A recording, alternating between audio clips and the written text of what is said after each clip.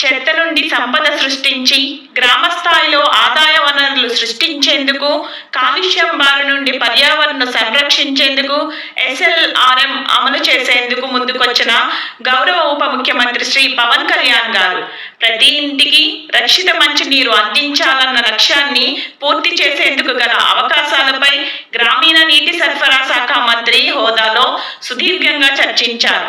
ఈ సమావేశంలో పంచాయతీరాజ్ మరియు గ్రామీణాభివృద్ధి శాఖ ముఖ్య కార్యదర్శి శ్రీ శశిభూషణ్ కుమార్, ప్రపంచ బ్యాంక్ జలవనరుల విభాగం సలహాదారు శ్రీ రమేష్ ముఖల్లా, శ్రీ మాథ్యూస్ ముల్లికల్ పాల్గొన్నారు. రాష్ట్రానికి 973 కిలోమీటర్లకు పైగా ఉన్న సుదీర్ఘ సముద్ర తీరం ఒక వరం. తీర ప్రాంత సంరక్షణ నిర్వహణకు రాష్ట్ర ప్రభుత్వం ప్రాధాన్యం ఇస్తుందని ఉప ముఖ్యమంత్రి వర్యులు శ్రీ పవన్ కళ్యాణ్ గారు స్పష్టం చేశారు. రాష్ట్రంలో సముద్రపు కోత అనే ఆందోళన కలిగిస్తోందని, కోత ప్రమాదాన్ని నివారించేందుకు ప్రత్యేక దృష్టి పెడతామన్నారు.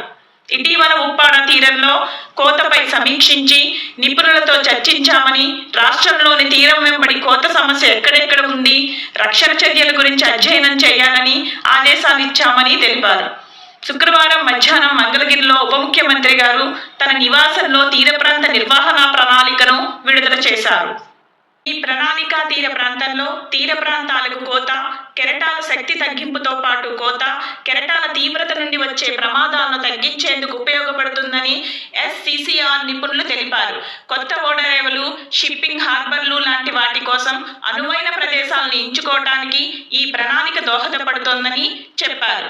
ఈ సందర్భంగా ఉప ముఖ్యమంత్రి శ్రీ పవన్ కళ్యాణ్ గారి సమక్షంలో NCCR Andhra Pradesh coastal zone management అథారిటీలు అవగాహన ఒప్పందాన్ని కుదుర్చుకున్నాయి. ఈ సమావేశంలో PCB సభ్య కార్యదర్శి శ్రీ బి శ్రీధర్, అటవీ శాఖ ఉన్నతాధికారులు తదితరులు పాల్గొన్నారు. Thank you. Goodbye.